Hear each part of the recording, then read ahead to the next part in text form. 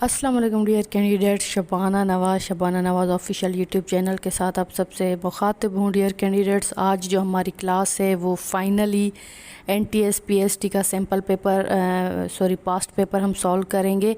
और इंशाल्लाह ताला अभी जैसे मैडम आए साइंस की बैक, तो हम थोड़ा इंग्लिश और मैथ पे कंसंट्रेट करने की कोशिश करेंगे कि ज़्यादा से ज़्यादा क्लासेस अपलोड करें। सिनोनिम, एंटोनिम, प्रपोजिशन, ग्रामर वो सब मेरे जहन में है। इंशाल्लाह ताला अल्लाह पाक हम सब के लिए आसानियाँ फरमाएगा। और पहले आते हैं इंग्लिश के PST के पेपर की तरफ। तो सवाल नंबर 1 है, बहुत ही आसान पेपर है पूरा। आप देखेंगे कि सवाल नंबर 1 है कि choose the correct answer from choices A to D। ठीक है। The book is dash on the table, option A with, B on, C off, D for। So the correct answer will be on. It's very common preposition that the book is on the table। Second है कि butterfly is dash in the garden, option A fly in the garden, second flow in the garden, third flew in the garden, and D flying in the garden। So correct answer will be flying in the garden, because this sentence is belong to the present continuous tense. Butterfly के आगे अगर is आ रहा है तो हम flying देंगे। जो grammar से, इंग्लिश ग्रामर से थोड़ा अच्छी तरह से जान पहचान रखता होगा, उसे पता होगा कि हमारे जो टू बी वर्ब्स होते हैं, जो हम कोई भी मतलब present tense, past tense, present perfect, XYZ, हमारे जितने भी 12 टेंसेज हैं उनको हम जानने के लिए और उनका सेंटेंस बनाने के लिए जो टू बी वर्ड्स यूज़ करते हैं, तो जो प्रेजेंट कंटिन्यूस के लिए है वो है इज़ MR। ठीक है, इससे हमें पता चलता है कि ये कंटिन्यूस का है। तो the butterfly is flying in the garden, butterfly जो है वो बाग में उड़ रहा है। सो उड़ रहा है मतलब it will be A flying. Flow and flu in past का है, फ्लाई प्रेजेंट का है, सिंपल प्रेजेंट। और ये जो सेंटेंस है वो प्रेजेंट कंटिन्यूस टेंस का है। आगे बढ़ते हैं। The weather is pleasant dash summer, of summer, in summer, on summer या with summer. So the weather is present in summer. Right answer will be option B। अब आते हैं क्वेश्चन नंबर 4 की तरफ। Sir comma dash is the passenger train leaving for Lahore, when, what, who, home.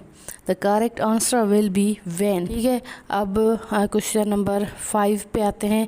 Trees are good dash health, for health, on health, in health or from health। So the correct answer will be for health। It's also very common that fruit is a good for health, fresh air is good for the health, trees are good for the health, for health। So ये बहुत common sentence है।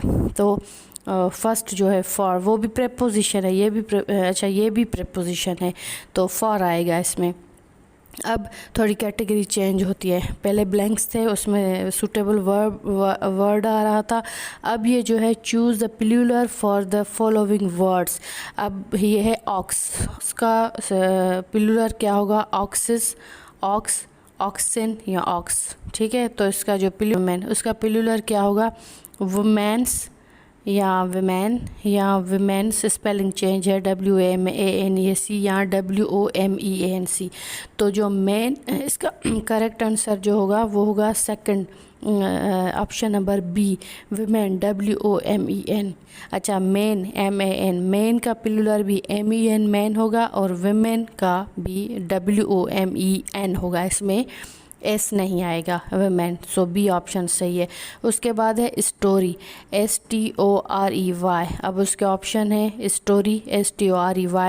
अच्छा, हम समझेंगे कि ये शायद STORY story कहानी है, लेकिन शायद स्पेलिंग गलत हो गई है, तो हम ऑप्शन C पे आएंगे, स्टोरीज। लेकिन ये स्टोरी है जो building, double storey, triple storey होता है ना, तो ये वो वाली स्टोरी है। तो इसका जो प्लूरल होगा वो ऑप्शन A होगा, STOREY।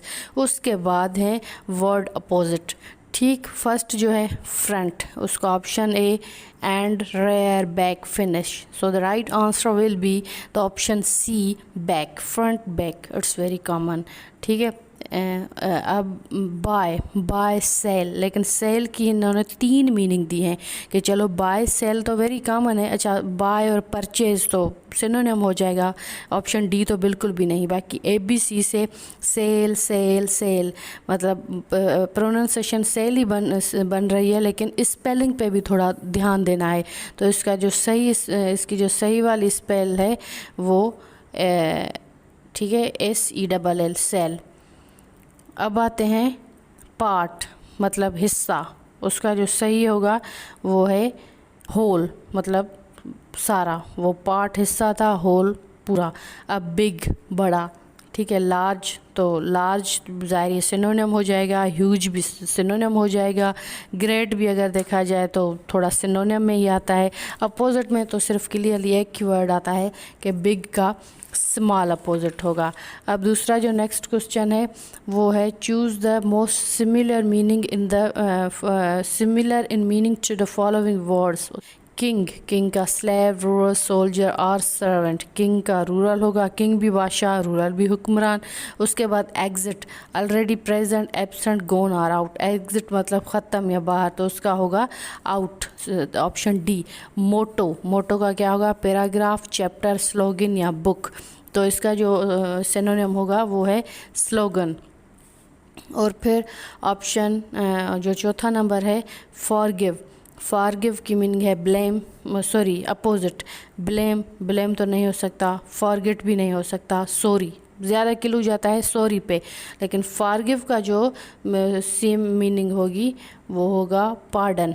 ठीक है कि ये जो गलत स्पेलिंग है, जम्बल्ड लेटर्स हैं, इसको हमने रीअरेंज करके सही वाली सही अल्फाज लिखने हैं। पहला है EPUERO, ये कौन सा है? रोप, पोर, यूरोप या यूरो। तो इसका जो सही ऑप्शन होगा वो ऑप्शन सी होगा, EPUERO। इसका होगा EUROP। हम इसको सही रीअरेंज करेंगे तो यूरोप जो कंट्री है उसका नाम बन जाएगा। Option C is the correct answer. उसके बाद है GNOAERS। अब ऑप्शंस क्या हैं? रेंज, ऑरेंजेस, एजेस या सेंग। बहुत ही आसान, ऑरेंजेस, ऑप्शन बी। उसके बाद है ANMUTION, एनमोशन अगर देखा जाए उसको हम रीअरेंज करेंगे। मैट, मैट तो बिल्कुल भी नहीं होगा, हैं ही 3 अल्फाज, ये तो इतना बड़ा अल्फाज है। नेशन में भी 5 हैं, बिल्कुल भी नहीं आएगा। मोशन भी नहीं है, मोशन में 6 हैं, लेकिन ऊपर अगर देखा जाए 1 2 3 4 5 6 7 8, तो इसका क्या होगा? Mountain, MOUNTAIN। और वैसे भी स्पेलिंग में भी पता चल रहा है, लेकिन अगर हम लेटर्स काउंट करें तो ऊपर वाले तो बिल्कुल भी नहीं हो गए। माउंटेन और मोशन एंड माउंटेन में थोड़ा हो रहा है, लेकिन the correct answer will be option B, sorry option D, PASMPLE,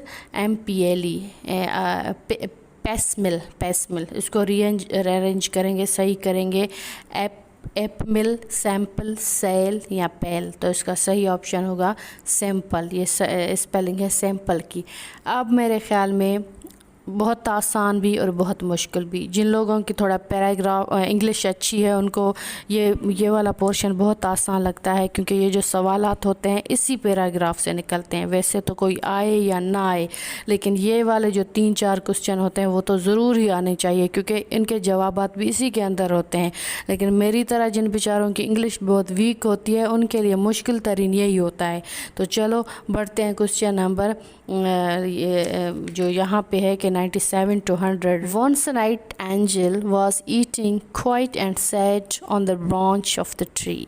He spent the whole day eating and flying. He said never realized how far away from his home he had flown. The night was approaching fast, and therefore he was worried, feeling gloomy. He was talking to himself. By chance, a glowworm sitting quite close to him was listening to his sad tale. Finally, he said, "Why you're so worried? I am a small insect, but I would like to help you. Allah has blessed me with light. If I could help you by showing you the way back home, it would be my pleasure." The night angel was really pleased by the consoling words to the glowworm. It started flying in the light of his new friend and reached home. The moral of the story is that we should help those who need our help. This is the only way to serve the purpose of our creation in this universe. तो उसके जो सवालात हैं, first आता है how the night angels spend his day. Eating and singing, singing and flying, eating and flying, or D sleeping. So ये तो दूसरी लाइन में ही मैंने अंडरलाइन कर दिया है कि जो नाइट एंजल था उसने अपना spend the whole day eating and flying. So the correct answer will be option C, eating and flying. Another next question is the approaching night made him happy, sad, joyful, jealous. अच्छा, यहाँ पे आते हैं question number line number 1 2 3 4 पे. देखें, the night was approaching fast and therefore he was worried feeling gloomy. अच्छा, he was worried या he was sad. अब हैप्पी, जॉयफुल, जेलस तो नहीं हो सकता, तो सैड ही होगा. उसके बाद तीसरा क्वेश्चन है कि who was listening to the night angels. Night angels की बातें कौन सुन रहा था. ठीक है, worried, feel it, gloomy, he was talking to himself. By chance, a glowworm sitting quite close to him was listening to his sad tale. Okay, तो कौन सुन रहा था? A snail, a tortoise, a spider and a glowworm. So glowworm उनकी बातें सुन रहा था. The right answer will be option D. And this is the 100 and last question. According to the passage, the purpose of our creation is to never help the needy, to help the needy, to enjoy the life and to put others in trouble. So the moral आते हैं, the moral of the story same होता है ना, according to passage of purpose या the moral of the story is that we should help those who need our help. as it is यहाँ questions नहीं है, लेकिन ज़ाहिर ये जो मॉरल निकलता है, सबक मिलता है, हमें नसीहत मिलती है. जैसे हमने सिंधी में आखानी पढ़ी है कि हर वो पैराग्राफ या इबारत उर्दू में भी सेम आएगा जिससे हमें कोई मॉरल मिले, जिससे हमें कोई सबक मिले, तो हम उसे आखानी कहते हैं. सो ये था PST का इंग्लिश का पास्ट प्रीवियस 2012 का NTS का पेपर. मैंने बहुत कोशिश की कि मैं आसान से आसान तरीके में आपको समझाऊं और कोशिश करूं कि मैं डिफ़ाइन करती जाऊं. ऐसे सिर्फ मैं रीडिंग करती जाती, आपको क्वेश्चंस बताती जाती तो क्लास तो बन जाती, लेकिन क्या पता मेरी थोड़ी सी कोई समझाने वाली बात आपको समझ आ गई हो और इन फ्यूचर आपको इंग्लिश का पेपर सॉल्व करने में हेल्प आउट हुई हो. तो English is not my subject, you know that, but it's my first try only for you. So stay with Shabana Nawaz official, and please, if you like this class, don't forget to like, comment and press the bell icon and click the notification all. Thank you so much for your love, support and encouragement. Stay blessed.